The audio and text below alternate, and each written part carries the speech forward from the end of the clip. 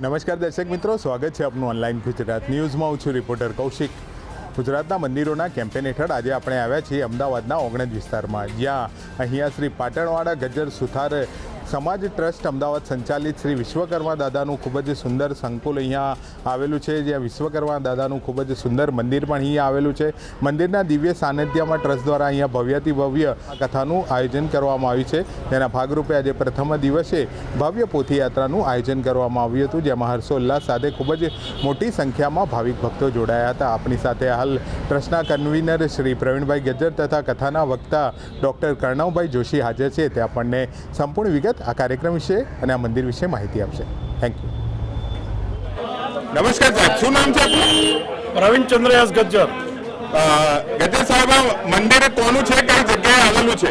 આ મંદિર પાટણવાડા ગજ્જર સુથાર સમાજ ટ્રસ્ટ અમદાવાદનું છે અને ઓગણજ ગોતા રોડ ઉપર આવેલું છે, વસંત ટાઉનશીપથી આગળ. કયા ભગવાનનું મંદિર છે? આ વિશ્વકર્મા ભગવાનનું મંદિર છે. આ મંદિરનો શું ઇતિહાસ છે, ક્યારે સ્થાપના કરવામાં આ મંદિરને 27 વર્ષ થયા.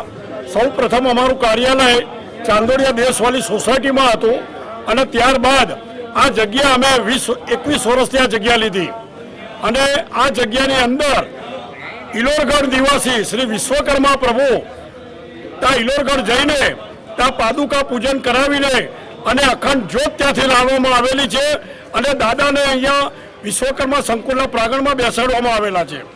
મંદિર દ્વારા બીજા શું શું ધાર્મિક ઉત્સવો વર્ષ દરમિયાન થાય છે, શું પ્રવૃત્તિઓ થાય? અહીંયા વિધવા સહાય, ગરડાઓને મદદ અને વિશ્વકર્મા જન્મ જયંતિ અને આ બધા કાર્યક્રમો અમારા થાય છે.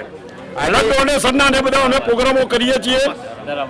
દર અમાસે જે સમાજના ભાઈઓ છે એ લોકોને અહીંયા સંસ્થા તરફથી ફ્રી જમવાનું હોય છે અને દર અમાસે એના દાતા થઈ જાય છે અમારા ત્યાં. આ કાર્યક્રમ કરવાની પ્રેરણા આપને કેવી રીતે મળી? શું કાર્યક્રમ છે? હું શ્રી વિશ્વકર્મા ધર્મ પ્રચાર પ્રસાર સમિતિ ચલાવું છું. ઓલ ઇન્ડિયા લેવલે અમે લોકો ચલાવીએ છીએ, અમારી ટીમ છે આખી. અને 7 દિવસની અંદર 1 દિવસની કથા હોય તો અમે ગુજરાતની અંદર મફત કથા કરીએ છીએ અને એનો ખર્ચો અમે ભોગવીએ છીએ. કથાકારને પણ અમે લઈ જઈએ છીએ અને ટ્રાવેલિંગ ખર્ચ પણ અમે ભોગવીએ છીએ. અને આ સિવાય હરિદ્વાર, મહેસાણા, સુરત, દિંગુચા અને ડાકોરની અંદર અને બાકી ડીસાની અંદર અને ત્યારબાદ અહીંયા અમદાવાદમાં આ સંકુલનું કામકાજ અમારું અધૂરું છે અને અધૂરા કામને પ્રોત્સાહન આપવા માટે અને દાતાઓ જે સપના રાખેલા છે આ પૂરું કરવા માટે દાતાઓના સપનાને પૂરા કરવા માટે અમે આ કથાનું આયોજન કર્યું છે અને કથાના માધ્યમથી આ બિલ્ડિંગનું કામ અમારે પૂરું કરવાનું છે.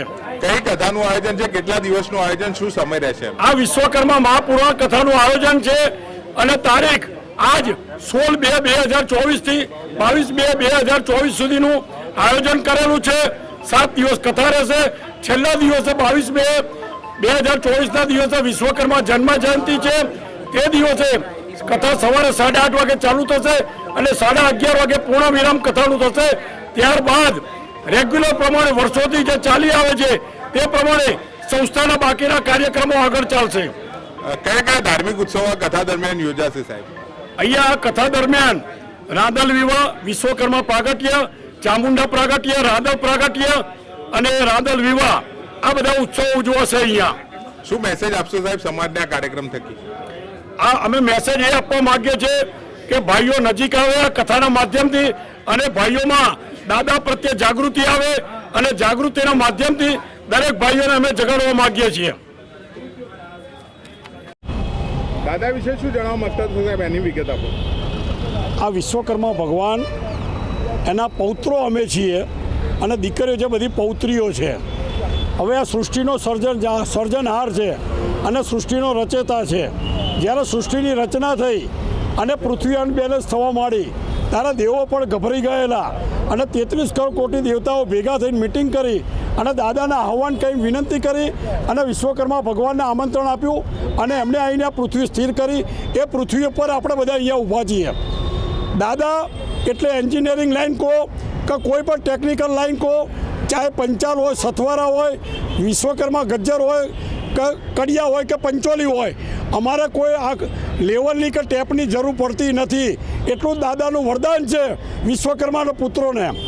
અને દાદાના આ કથાના માધ્યમથી અમે લોકોને જાગૃતિ લાવવાનો પ્રયત્ન કરીએ છીએ અને નવી પેઢીને અને દાદા કોણ છે એ જાગૃતિ આવે અને સમગ્ર વિશ્વકર્મા વંશજ કથાના માધ્યમથી નજીક આવે અને દરેકના ઘેર ઘેર જાગૃતિ થાય અને દાદાની માહિતી મેળવે.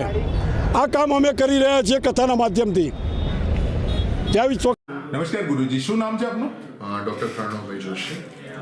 જોશી સાહેબ, આજે અહીંયા શું કાર્યક્રમનું આયોજન છે અને એનું મહત્વતા શું છે? આજે વિશ્વકર્મા પુરાણનો પ્રાગટ્ય ઉત્સવ નિમિત્તે અને વિશ્વકર્મા સંકુલ જે બની રહ્યું છે એના લાભાર્થી વિશ્વકર્મા પુરાણની કથાનું આયોજન થઈ રહ્યું છે. કેવા કેવા આયોજનો અહીંયા થશે સાહેબ?